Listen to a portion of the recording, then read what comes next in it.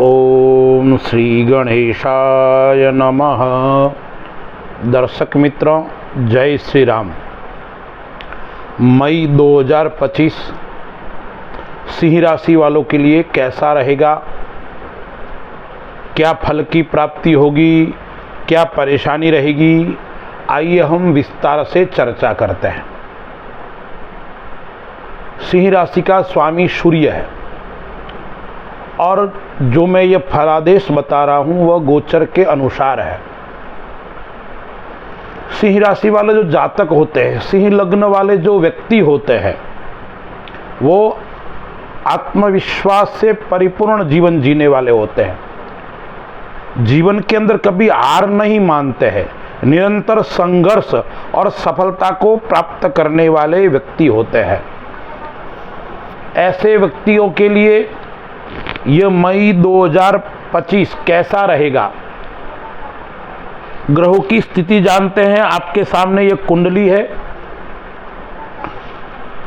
द्वितीय स्थान के अंदर केतु कन्या राशि में है, लेकिन केतु 18 तारीख को लग्न के अंदर आने वाला है, सिंह राशि में आएगा।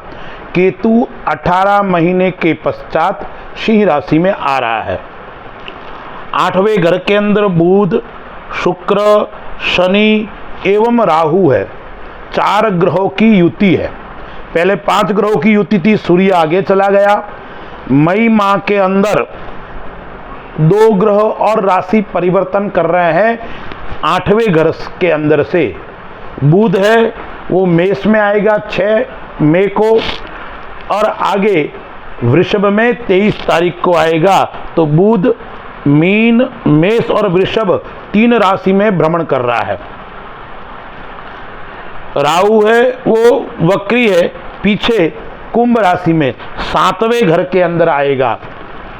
देवगुरु बृहस्पति 10वें घर के अंदर है, शुक्र की राशि के अंदर, और देवगुरु बृहस्पति भी मिथुन राशि में आएंगे। कब? तो 14 तारीख को। सूर्य भी वृषभ राशि में आएंगे 15 तारीख को, और मंगल नीच राशि अपनी कर्क राशि में गोचर कर रहा है। तो मई माह के अंदर 5 ग्रह राशि परिवर्तन कर रहे हैं। उसमें देवगुरु बृहस्पति, राहु और केतु भी साथ में परिवर्तन कर रहे हैं। तो उनका प्रभाव क्या रहेगा, पहले तो हम विचार करते हैं कि मई मास की कौन सी तारीख सिंह राशि वालों के लिए कष्टदायक रहेगी।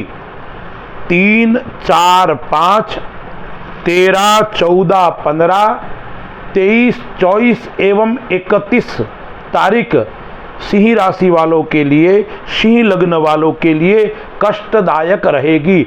इन दिनों में गुस्सा भी आएगा, उग्रता रहेगी, किसी के ऊपर आप विश्वास भी नहीं करोगे, आपको भय रहेगा विश्वासघात का। इस प्रकार की समस्याएं इन तारीखों में रहने वाली है। अब हम विचार करते हैं संपत्ति का योग कैसा है, व्यापार नौकरी का योग कैसा है, उसके ऊपर थोड़ा विश्लेषण करते हैं। तो 10वें घर के अंदर शुक्र की राशि के अंदर गुरु है, और 10वें घर का मालिक और पराक्रम का मालिक उच्च का होकर 8वें घर के अंदर बैठा हुआ है। तो चौथा, 8वां और 12वां घर शास्त्रों में थोड़ा कमजोर माना गया है। तो पराक्रम का मालिक और दशम का मालिक, व्यापार स्थान का मालिक उच्च का है, लेकिन 8वें घर के अंदर मीन राशि में बैठा हुआ है। क्या परिणाम देगा? तो यह जो ग्रह है वो व्यापार की दृष्टि से सफलता की प्राप्ति करवाएगा, लेकिन साथ में आकस्मिक धन की हानि भी होने का योग है। यानी आपने विचार नहीं किया होगा, उस प्रकार का घाटा आ सकता है।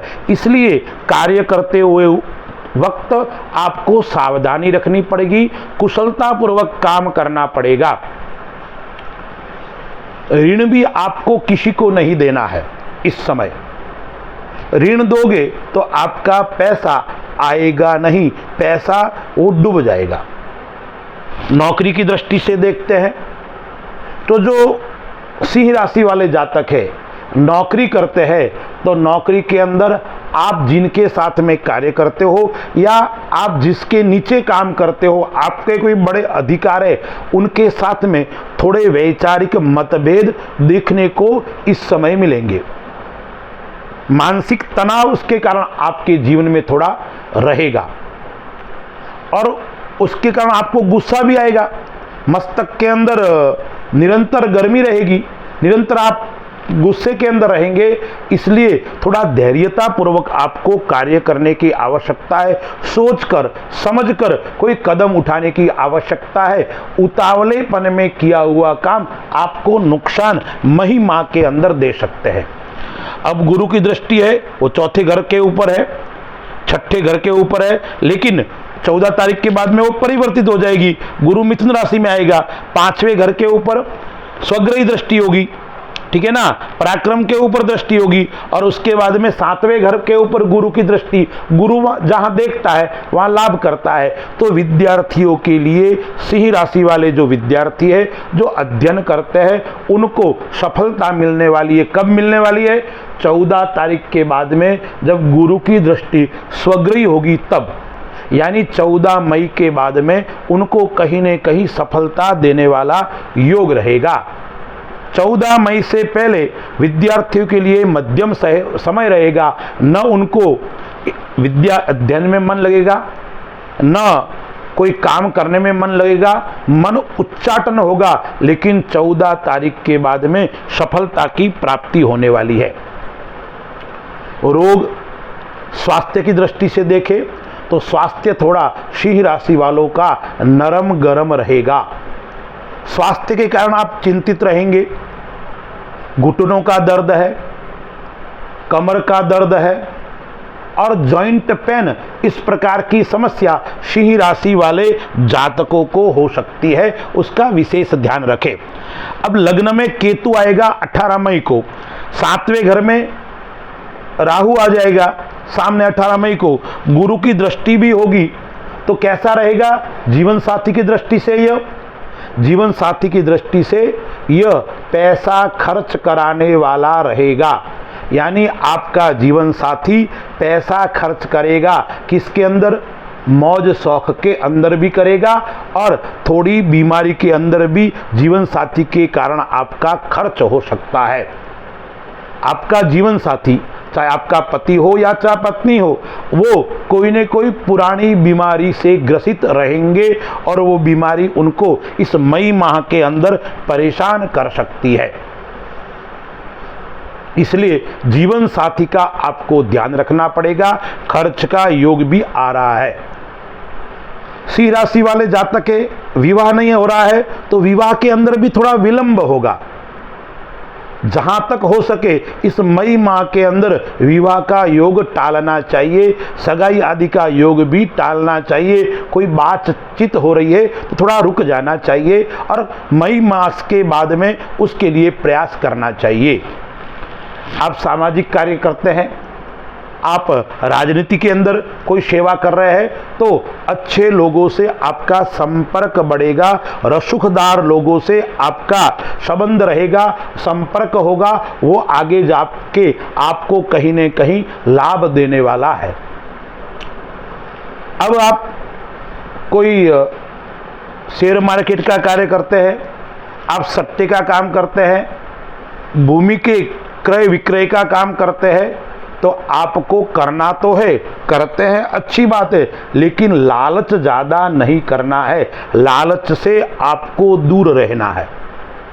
आप अत्यधिक लालच करोगे तो कहीं न कहीं आपको हानि हो सकती है। गुरु तीसरी राशि के अंदर मिथुन राशि में आय स्थान पे आने वाला है। गुरु जहां बैठता है वहां हानि करता है, तो आय के अंदर हानि कर सकता है, परेशान कर सकता है। वो भी 14 तारीख के बाद में ज़्यादा समस्या का सामना आपको करना पड़ेगा। इसलिए सट्टे का काम करते हो, आप शेयर मार्केट का काम करते हो या भूमि संबंधी आप कार्य करते हो, तो लालच थोड़ी कम रखना है और काम करोगे तो नुकसान नहीं होगा। यदि आपने लालच ज़्यादा रखी तो आपको नुकसान उठाना पड़ सकता है। नेत्र संबंधी थोड़ी समस्या आपकी रहेगी। मंगल नीच का है, सिर दर्द की समस्या रहेगी, गुस्सा तेज आएगा। वैसे ही सिंह राशि वालों का गुस्सा तेज है, इसलिए गुस्सा भी आपका तेज रहेगा। अब हम विचार करते हैं यात्रा संबंधी। तो सिंह राशि वालों को इस मई माह के अंदर यात्रा का योग भी बन रहा है। यात्रा दो प्रकार की होती है, एक तो व्यापार संबंधी यात्रा और एक धार्मिक यात्रा। लेकिन सिंह राशि वालों को परिवार के साथ में धार्मिक यात्रा का योग बन रहा है। नवम स्थान के अंदर सूर्य उच्च का है, धार्मिक क्षेत्र में आपका लगाव बढ़ेगा। आध्यात्मिक क्षेत्र के अंदर आपको भक्ति साधना करने के अवसर भी प्राप्त होंगे, यानी अच्छे योग्य व्यक्ति का सानिध्य आपको मिलेगा और भाग्य भी आपका साथ देगा। जल तटीय प्रदेशों में भी आपके रहने का योग इस समय बन रहा है। 5 ग्रहों की युति बताई मैंने। तो अब केतु यहाँ आएगा, राहु 7वें घर के आएगा, गुरु की दृष्टि जीवन साथी के ऊपर है, पराक्रम स्थान पे ऊपर गुरु की दृष्टि है। सूर्य 15 तारीख को यहाँ आ जाएगा। तो आपके कई प्रकार के उतार चढ़ाव भी इस समय आपको देखने को मिलेंगे। उतार चढ़ाव किस प्रकार से होंगे? तो परिवार को लेकर कुछ समय इस माह के अंदर पिता से आपकी अच्छी बनेगी, कुछ समय बाद में वापस मनमुटाव हो सकता है। कुछ समय के लिए भाई बहन से आपकी अच्छी बनेगी, कुछ समय के बाद में मनमुटाव। यानी इस माह के अंदर बार बार अपने संबंधों के साथ में, रिश्तों में कड़वाहट उत्पन्न होगी और बार बार प्रेम भी रहेगा। उस प्रकार का उतार चढ़ाव आपको देखने को मिलेगा। अब आपको उपाय क्या करना है और सावधानी क्या रखनी है? 2-3 प्रकार की आपको सावधानी रखनी है। एक सावधानी रखनी है, परिवार के साथ में आपका संबंध उठापटक वाला रहेगा, इसलिए जहां तक हो सके वहां तक मौन रहना और सुनना ज्यादा, बोलना कम, उसका आपको ध्यान रखना पड़ेगा। दूसरा आपको ध्यान क्या रखना है? वाद विवाद वाले क्षेत्र में आपको नहीं जाना है। आप कोई वाद विवाद वाला व्यापार है उसके अंदर, जैसे कोई भूमि का आपके योग अच्छा है लेकिन भूमि कोई विवादित है, उसके अंदर आपको नहीं उलझना है। यानी वाद विवाद वाले कार्य में नहीं उलझना है, उनसे थोड़ा बचकर, उनसे दूर ही आपको रहना है और दूर से ही निकलना है। और एक सावधानी आपको क्या रखनी है? एक रखनी है वो, यदि नेत्र संबंधी आपको रोग कोई दिखाई पड़ रहा है, परेशान कर रहा है, मानसिक चिंता आपको बार बार परेशान कर रही है, तो तुरंत डॉक्टर को दिखाना, अच्छी दवा लेकर इसका तुरंत इलाज करना, यह बात आपको ध्यान रखनी है। उपाय आपको करना है, आदित्य हृदय स्तोत्र का पाठ करना है और साथ में सिद्ध कुंजिका स्तोत्र का आप पाठ करो।